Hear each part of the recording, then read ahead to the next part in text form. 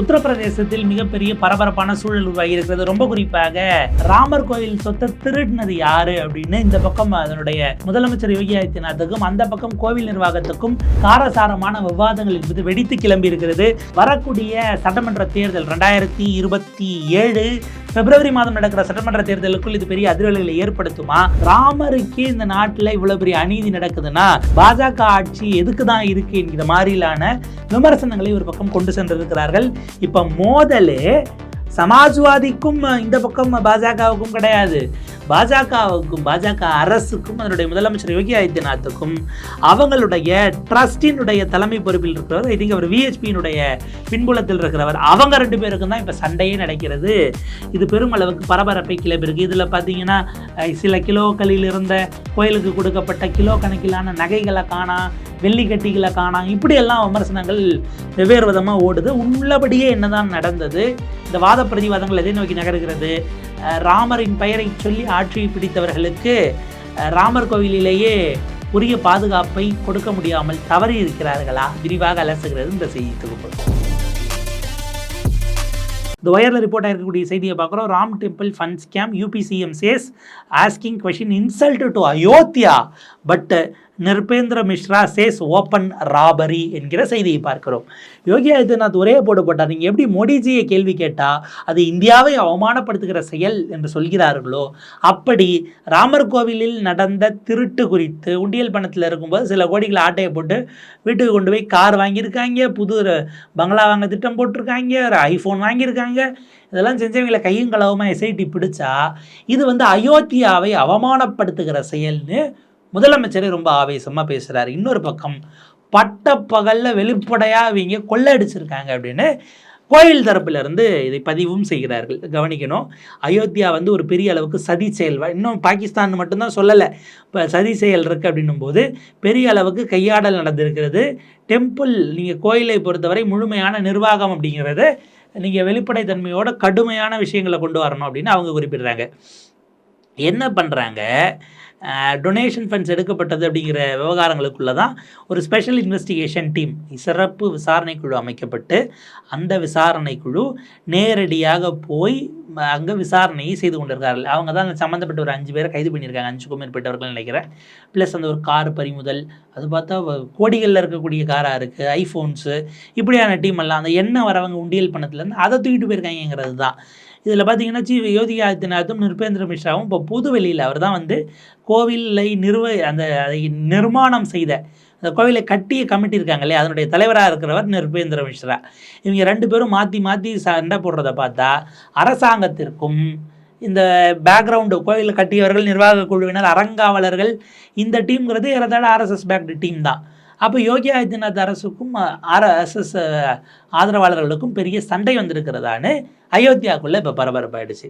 என்ன குறிப்பிட்றாங்க, ராம் மந்திரும் சரி, ராம் ஜென்மபூமி மூமெண்ட்டும் நேரடியாக பாஜகவினுடைய வளர்ச்சிக்கு எந்த அளவு கொடுத்தது, மோடி அவர்களுடைய அரசு அது மத்தியில் அங்கே வர்றதுக்கும் சரி, அதற்கு பிறகு யோகி ஆதித்யநாத்தினுடைய 2வது முறைக்கான வெற்றிக்கும் சரி, இதெல்லாம் தான் ஒரு மிக முக்கியமான காரணமாக இருக்கும்போது மிக அமைதியாக இது குறித்து மோடி அவர்கள் இப்போ வரைக்கும் வாயை திறக்கல. ஐ திங்க் அமித்ஷா அவர்களும் பேசின மாதிரி தெரியல.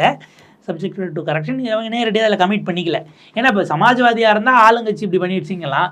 திருப்பதி லட்டில் நெய் கம்பெனிக்காரங்க பண்ண கலப்படத்தை கொண்டு போய் நேரடியாக ஜெகன்மோகன் ரெட்டியில் லிங்க் பண்ணி அவருடைய மத நம்பிக்கையை உள்ளே எடுத்து இந்த மாதிரியான ரொம்ப மோசமான அரசியலை யார் செய்தார்னு உலகத்துக்கே தெரியும்.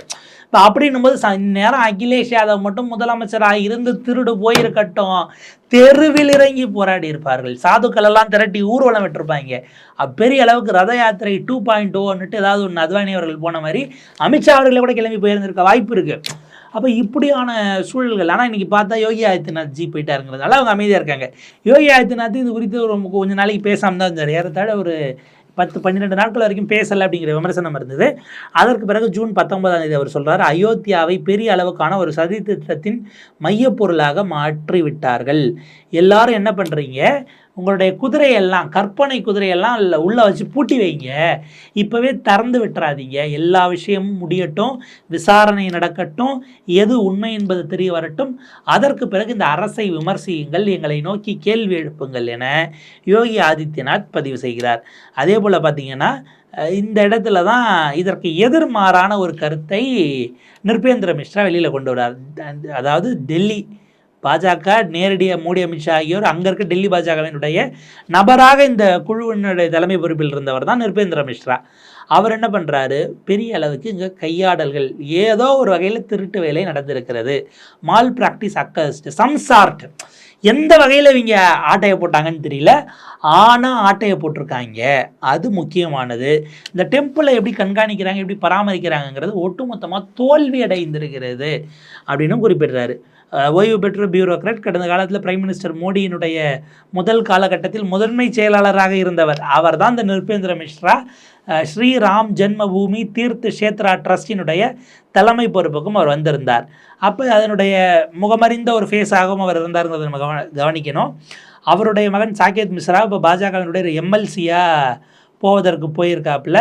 அவர் கடந்த காலத்தில் பாஜக அவருக்கு லோக்சபாவில் சீட்லாம் கொடுத்தது, ஸ்ரவஸ்தியில் அவர் தோல்வி அடைந்து விட்டார். டெம்பிள் திறந்த பிறகு அந்த அளவுக்கு செல்வாக்கு மிக்கவர் பாஜகவினுடைய டெல்லியிடங்கிறத பார்க்குறோம். அவர் என்ன பண்ணுறாரு, ஆரம்ப காலகட்டத்தில் இதிலேருந்து நான் தள்ளி வந்துட்டார், எனக்கு சம்மந்தம் இல்லை, ஆனால் ஏதோ நடந்திருக்குங்கிறதுக்கு தான் அவர் இவ்வளோ வேகமாக சொல்கிறாரு. ஏன்னா எனக்கு கட்டி முடிக்கிற வரைக்கும் தான் எனக்கு வேலை, அந்த ரோலு. ஆனால் இதுக்கு பல்வேறு விதமான அப்சர்வர்ஸ் பலரும் கூட தொடர்ந்து பார்த்திங்கன்னா இவருடைய பேட்டிகள் அப்படிங்கிறது திடீர்னு பார்த்தா லைம்லைட்டுக்கு வராரு. சார் நீங்கள் கருத்து சொல்லுங்கன்னு வரிசையாக டிவிகளுக்கெல்லாம் இன்டர்வியூ கொடுக்க ஆரம்பிக்கிறார் நிருபேந்திர மிஸ்ரா.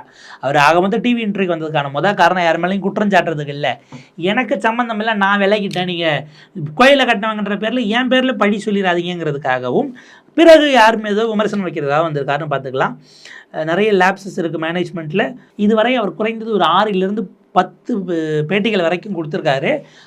6 இவங்க இதை எடுத்து செக் பண்ணி பார்க்கும்போது நிறைய அட்மிஷன்ஸ், உள்ளுக்குள்ளே என்னென்ன கோளாறுகள், எப்படி முறைகேடுகள், எவ்வளவு சிக்கல்கள் இருக்குது, அதை கட்டி முடிச்சதப்போ இந்த சவால் இல்லை, கட்டி முடிச்ச பிறகு நீங்கள் நடத்துறது என்னெல்லாம் இருக்குங்கிறத ஒரு பொதுவெளி கொண்டு வராரு. சஸ்பீஷியஸ் மூமெண்ட், கேமரா டொனேஷன் ரூமுக்குள்ளே சந்தேகப்படத்தக்க வகையில் உள்ள விஷயங்கள் நடந்திருக்கு. ஸ்ட்ரே கேஷ் வாஷ்ரூமுக்கு வெளியில் இருக்கக்கூடிய பாத்ரூமில் பணத்தெல்லாம் கட்டுக்கட்டாக கொண்டு போய் அங்கே பதுக்குறாங்கங்கிற மாதிரி தெரியுது. சிசிடிவி ஃபுட்டேஜை பார்த்திங்கன்னா 45 நாள் அதுவாக அழிகிற மாதிரி இவங்க எதற்கு கொண்டு வந்தார்கள், அப்போ திருடின ஃபுட்டேஜஸ் இருக்கக்கூடாதுங்கிறதுக்காக அடிக்கிறதுக்காக இந்த 45 நாள் அதுவாக எரேஸ் ஆகணும் என்கிற ஒரு திட்டத்தை கோவில் நிர்வாகிக்கக்கூடிய இந்த கும்பல் கொண்டு வந்ததா அப்படின்னு ஒரு கேள்வி எழுப்புறாரு. அதே போல் நோ கான்ஷியஸ் அட்டெம்ப்ட், எவிடன்சஸை டெலீட் பண்ணணுங்கிற மாதிரி கிடைக்கலனாலும் பேக்கப் இல்லைனாலே எஸ்ஐடி எப்படி இப்போ கண்டுபிடிக்க முடியும் அப்படின்னு கேட்குறாரு. அதாவது இன்றைக்கி பின்னாடி மாட்டிக்கிட்டு அதை டெலீட் பண்ணணும்னு அவங்க பண்ணலன்னு வச்சுக்கோங்க, ஆனால் போதுமான ஆதாரம் கிடைக்காமல் விசாரணை குழு எப்படி குறிப்பிட்ட நாளுக்கு பின்னாடி இருக்குது, இப்போ இதை 2 வருஷமாக திருடிக்கிட்டு இருக்காங்கங்கிறாங்க. 2024 இனாகரேட் பண்ணி இன்றைக்கி வரைக்கும் அவங்க இன்றைக்கி தான் திருடுறாங்கன்னு நீங்கள் நினைக்கிறீங்களா? அவங்க இதே வேலையாக தான் இருந்திருக்காங்க, தொடர்ந்து இப்படியே தான் அவங்களுடைய ஸ்ட்ராட்டஜி பேட்டர்ன் என்பது இருந்திருக்குன்னு ஒரு தரப்பினர் கடுமையான விமர்சனத்தை வைக்கும்போது, அப்போ 2 வருஷமாக எவ்வளோ திருடினாங்க, எத்தனை கோடி வெளில போச்சு, இடங்கடம் வாங்கினாங்களா? ஏன்னா கடந்த காலத்தில் இப்படி ஒரு குற்றச்சாட்டு வைக்கப்பட்டது. பாஜகவினுடைய உறுப்பினராக இல்லை ஜில்லா பரிஷத்து மெம்பராக இருந்த ஒருத்தர் அவரை இந்த நீட் மாதிரியான எக்ஸாம் பேப்பர் இருக்கு இல்லையா, அதை லீக் பண்ணாருன்னு அவரை கைது பண்ணாங்க. அவர் ஜில்லாவில் கவுன்சிலராக இருக்காப்புல, ஏறத்தாழ மாவட்ட அமைப்பில் மாவட்ட கவுன்சிலராக இருக்கார். அவர் பார்த்தா அவர் சட்டவிரோதமாக ஒரு ரெசார்ட்டே கட்டியிருக்காரு. என்ன குற்றச்சாட்டை வச்சாங்க, அந்த ரெசார்ட்டு கட்டினது பூரா இந்த பேப்பரை வெளியில் விற்று கொஸ்டின் பேப்பரை விற்று வாங்கினதுன்னு ஒரு குற்றச்சாட்டை வச்சாங்க. பட் அது சட்டவிரோத இடம், சட்டவிரோத கட்டமைப்புன்னு சொல்லி கோர்ட்டில் ஸ்டே ஆர்டர் வாங்கி பாஜக அரசே அதை இடித்து தள்ளியது கடந்த காலத்தில். ஸோ இந்த மாதிரியான விஷயங்கள் எல்லாம் நடந்ததை நம்ம பார்க்குறோம். அப்போ கவனிக்க வேண்டியது இப்படியான பாயிண்ட்ஸ் தான். இந்த ஒரு ஆங்கிளை கொண்டு உள்ளே சேர்த்து இந்த இடத்துல இந்த மாதிரி இவங்க கொண்டு போய் இடங்கடம் வாங்கி வச்சுருக்காங்கலாம் யாருக்கு தெரியும்? அப்போ ஃபுட்டேஜ் 2 வருஷத்துலாம் ஸ்டோர் பண்ண முடியுமான்னு தெரியல. அப்படி இருந்திருந்தால் நீங்கள் எவ்வளோ அதையே 45 நாள் டெலிட் ஆகிற மாதிரி வச்சிங்க அப்படின்லாம் இவர் கேள்வி எழுப்புறாரு.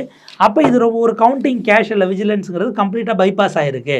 வழக்கமாக நீங்கள் உண்டியலில் பணம் என்ன வரவங்களுக்கு ஒரு ப்ரோட்டோக்கால் வச்சுருப்பீங்க இல்லையா, ப்ரோட்டோக்கால் பிரச்சனை தான். ஆனால் தமிழ்நாடு அசம்பிளியிலேருந்து உத்தரப்பிரதேசம் அயோத்தி கோயில் வரைக்கும் நமக்கு புரோட்டோகால் பிரச்சனை பெரும் பிரச்சனையாக தான் இருக்குது. அப்போ இது வந்து கம்ப்ளீட்டாக பைபாஸ் ஆகிருக்கணும் போது கவுண்டிங் ரூம் ஸ்டாஃப் வந்து ட்ரெஸ் கோடை ஃபாலோ பண்ணலை, பாக்கெட் இல்லாமல் தான் அவங்க வரணுங்கிறதெல்லாம் இருக்குது.